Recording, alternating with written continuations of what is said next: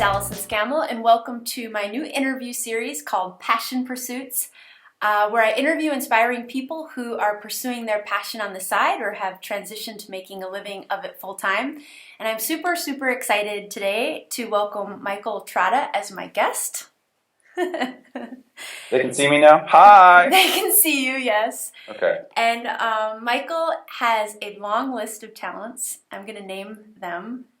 And he is an artist, storyteller, natural learning specialist, master coach, survivor skills instructor, student of native traditions and the hero's journey, proud dyslexic, favor of rites of passage programs, community builder, and a coffee lover.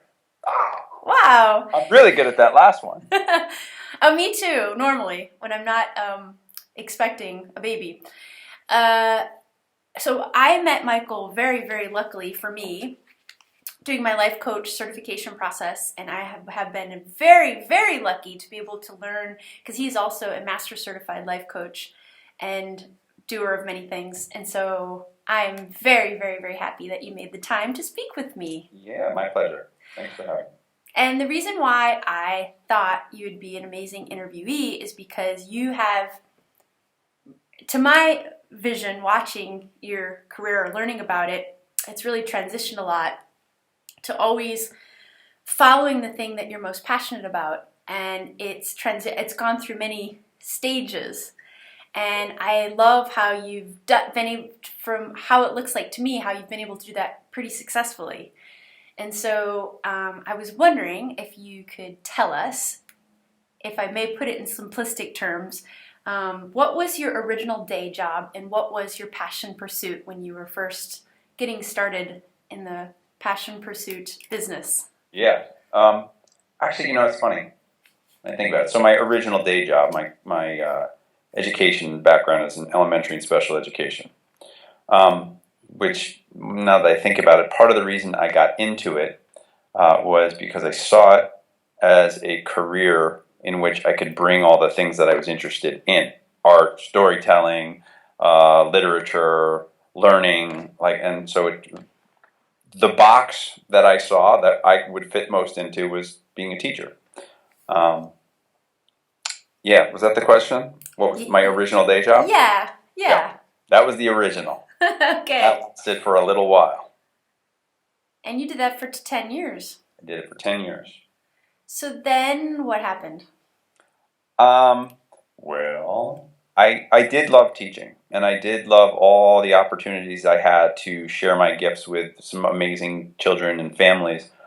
But it got to the point where I was spending more time not sharing my passions and my gifts and bringing out the passions and gifts in kids because of paperwork and curriculum and all these things that, to me, didn't feel like they were really ultimately serving others.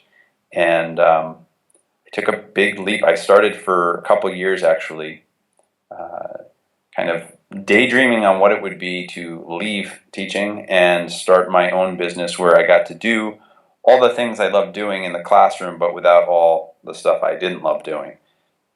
And simultaneously, while that was going on, I was starting to learn about and study about Native cultures and how they created education systems. But it was so different than what we were doing in school, in that it was invisible, and it was all based in leading children in learning through their passions, actually. And so back in 2005, I took the leap and I left and I started my own nature-based mentoring programs for kids. And I did that for like 5 years. And during that period, what became clear was that as much as I was able to give the children in the time that I had them each day, if the culture outside of the culture that I created wasn't transformed, then it wasn't continuing, So that's why I started to learn about my intention was to start to do the same things with adults. But what I found was adults had a lot more stories about why they couldn't pursue their passions than children did. And that just led me to life coaching and learning how to help adults really work through those roadblocks that they were throwing up for themselves or that were put in front of them throughout their growth and with I won't blame and say who or where or how they got thrown up. Um, but yeah, as adults, we carry around a lot of stories that tell us why we can't follow our passions. And so, yeah, that was the coaching thing, and I'm still doing that. Um, and I continue to kind of morph on a yearly basis. Um, Not like you and I were talking earlier. It's not so much transitioning from one thing to the next. It's more like metamorphosizing, and I just see that as different. I continue to work on myself to become the most fullest expression of myself. So just like I'm asking adults to look at their stories, preventing them from fully living their passions, I have to do the same for myself. Make sense? It does. Yeah. So as I do that, I keep creating new versions of myself, or I should say, peeling back versions of myself to find what's really there. I love that. Yeah. The fullest expression of myself. That's great.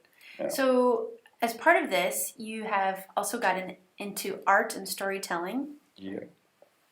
And so that has been part of this metamorphosizing. Yeah, well, so really one of the reasons. So I think if you were to ask me in high school or even in elementary school, what do you want to be when you grow up? I would have said an artist.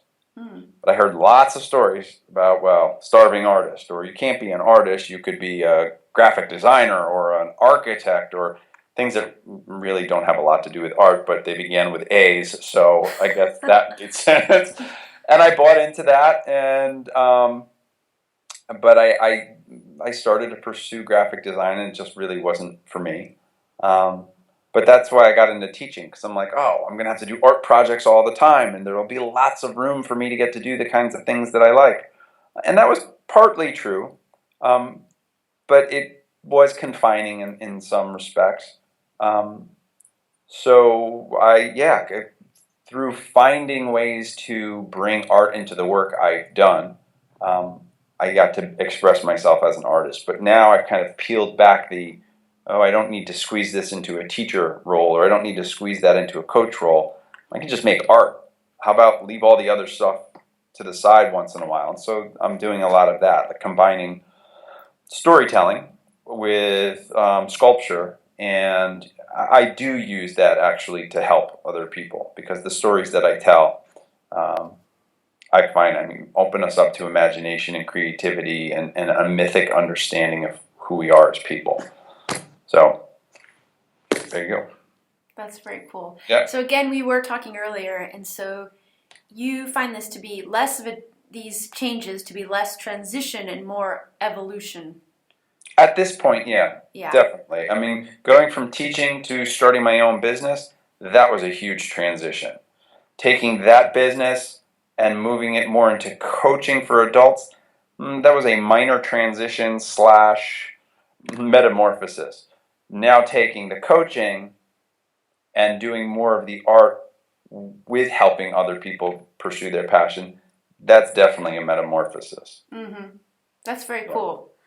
It is. And I think it shows, I think we get caught up in these boxes of transition and from one thing to the other, and I can be this, but I can't be that. And you're demonstrating that you can be this and that. Yeah, and Allison, it's funny too, because I was thinking about this earlier. There's what I say about who I am as a transition. When I left teaching, I still identified as a teacher, and by leaving it, I mean when I started my own business. And always get that question: what do you do for a living? What do you do? And I would say, well, I'm a teacher. And the first reply to that was, well, what grade do you teach? And I was like, I don't know what to say, because I'm not in the classroom anymore. And I would just say, well, I have my own business. And I didn't know how to tell them what they would understand. And that was a huge block for me for the longest time. Now I just don't care. Now I tell people whatever is hot for the day. Like, oh, today I'm making things, I'm an artist. Or tomorrow I'm going to be helping somebody figure out what they want to do with their life. But for the longest time, I played into what culture's expectation was. And that takes some work, because I believe myself and the people that I work with I'm helping them create something that our current culture doesn't understand. Um, and so culturally, we're transitioning from a steady 30-year job that you have to do until you retire to a greater possibility where you create a way to make a living by pursuing the things that interest you most. That's really very new. That was only open to a very small number of people throughout history, and now I think we're transitioning to that becoming the norm. At least I hope we are. I hope so too, and I love it. And I just want to say that that has been one of my biggest hurdles to jump over is how do I describe myself in my new role?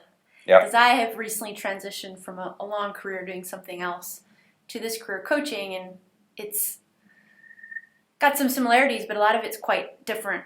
And so just introducing myself at a cocktail party has been really hard. And I'm getting there. And I get it. I'm getting to where you're at, but I'm not quite there yet, but I'm working on it. Well, I'm getting there too. I mean, because as I find the next iteration of myself, there's so much more freedom in it, but people get a little freaked out by the freedom in it. And so I wanna tell them in a way that they can hear what I'm saying, and also potentially see it as a possibility for them. Because 9 times out of 10, even when you get a little pushback from people when you share what it is that you're doing, they're also really interested. Yes. And they're really interested because you're providing an example of what they can do for themselves.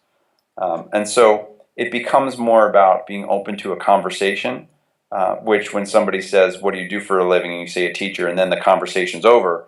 That is a comfortable, easy place. It can be a little less comfortable, at least for me it was, and still is sometimes, to say, well, what do I do for a living? I help people, first understand what brings them alive, and then how to bring being alive more and more into their day. And it takes some time for that to sink in for people. Mm-hmm. So the more confident I get with their discomfort, the more they understand it, right? Yeah, absolutely. And, yeah. That's well said. That's well said. And I think too, it's sometimes hard. We live in a culture that likes to name things. You like to put words on things, and sometimes words don't do things justice. It's more like the feeling, things you can't describe. So I know many coaches struggle with how they describe what they do when it's less of a word and more of a feeling or a state of being or whatever it may be. You should try to get insurance. Yeah, right. Because I do a lot of outdoor nature stuff, and I have friends who do as well. And when you want insurance to protect yourself and your company, and you have to explain to the insurance company, they're like, "Are you a camp?" I'm like, "No, I'm not a camp. I lead these retreats where we do this." They have no category for it. There's no box. I think right now I'm actually in my outdoor insurance is under a camp insurance, even though it's not a camp I run. Yeah. And I have a lot of friends who are having the same trouble. So the world has got some catching up to do. Correct. Yeah. Correct. So through these transitions and evolutions and metamorphoses, what has been your biggest or a big frustration or your biggest frustration? Totally. So it's hands down. I was a teacher. I was educated. I have a master's degree. I never, ever, ever, ever had to get a student. They were given to me. And that made sense, right? So when I left, I was really hit with the reality that, I'm an entrepreneur now. I'm a business person. I have to go out and find clients. And that means I have to explain to them what I do. It goes back to that thing and how what I offer can help their children or them. And I fought that. Like, I wanted the freedom of my own business, but I didn't want to have to run my own business. And for a long time, I was like a little petulant teenager with my arms crossed, like, I just want to do what I love doing. I don't want to have to run a business and do what I don't love doing. And that, made it far more difficult. I did not embrace the idea of being a business person. And it wasn't until I started to embrace that things got easier. Very good answer. The biggest frustration, yeah. I think I know many of creative entrepreneur who would totally relate with everything you've just said. But most of what I found in that is just story, like the unknown of what it means to be a business owner, you know, and what my stories were about that. The more I learn about myself, the more I understand about business, the more I realize it's really not that scary, and I've been my own worst enemy the entire time. Yeah. Yes. Yeah. Yes. Very good answer. Very good answer. So then, what has been the most rewarding aspect of being on this path? Um, Honestly, like it's the catch-22, but learning how to run my own business. You know, That's great. learning how, yeah, because it's an important, it's like the vehicle for allowing me to pursue my passions and make a living at doing it, and it has definitely been a spiritual path. I've learned more about myself and my own self-imposed limitations by um, choosing to step into that place where I took my passions into a place of business. It's it's evolved me as a human being. Hmm. You wouldn't, you know, people don't normally say, oh, you know, business does that, but it's been as good as any self-help weekend that I've gone on. So I don't know how it's been like for you, but for me, it just gets me every day. I'm out of my comfort zone in a good way, yeah, yeah, and I'm that's just exactly it. so that's been.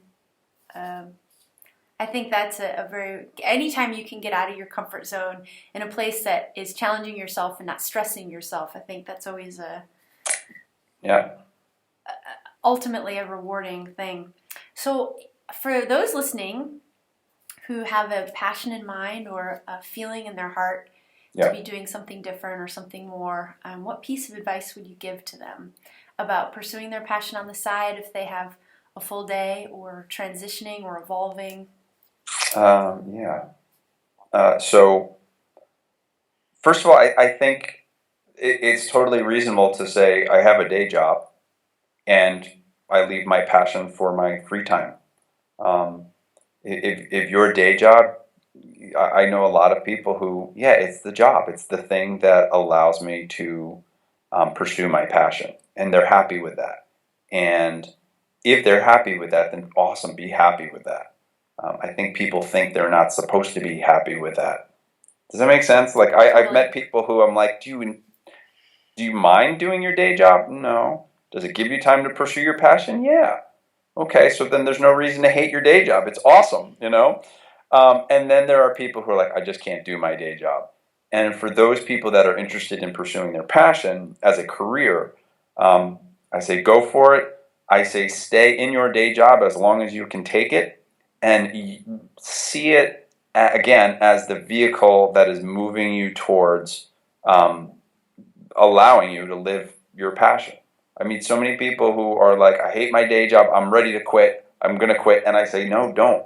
You're not ready because you don't have a plan. You haven't built up all the other. Let it support you until you have a plan. Um, know that you're going to become a business person or find somebody who can handle that for you. And I think being ready to embrace being an entrepreneur is important, and finding somebody who's a business coach, somebody who can help you kind of identify what the steps are going to be. Even, I've never taken a business class, so I don't know for sure.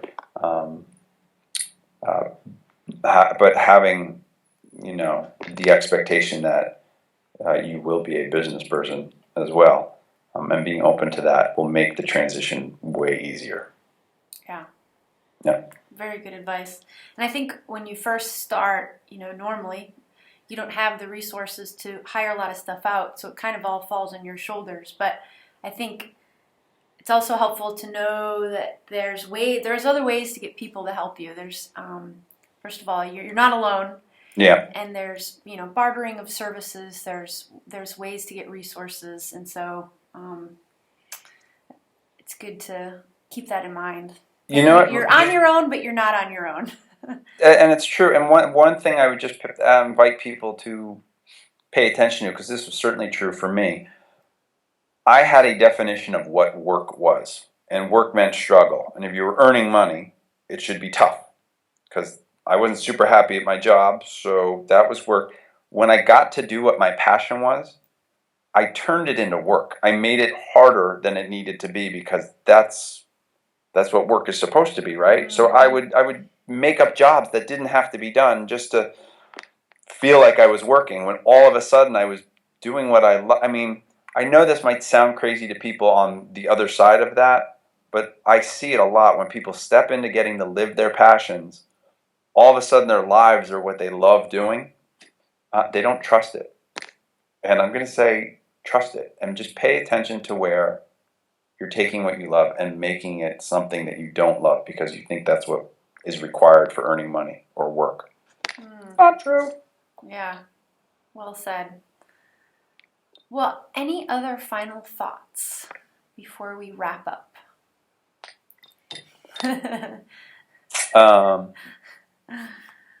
thoughts. Final thoughts. You've said a lot of really wise things, so you can always quit while you're ahead. I just believe that each of us, we have gifts, we have talents, and we each bring some unique expression into this world. And that unique expression is a gift, and that gift needs to be shared with other people. And it may be expressed through your passions, or it may not be.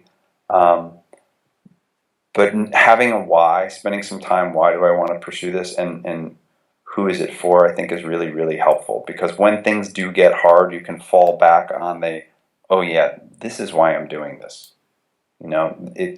It's my expression of love. It's what I've come here to do for the world. And I think it's really helpful to hold on to that. Write it down, put it up somewhere on the wall, and know that pursuing your passion is a journey. It has ups, it has downs, but I think it's totally worth pursuing. That's what I would add. Well said. Thanks. All right. Well, thank you so You're much welcome. for sharing your wisdom. This was My pleasure. spectacular.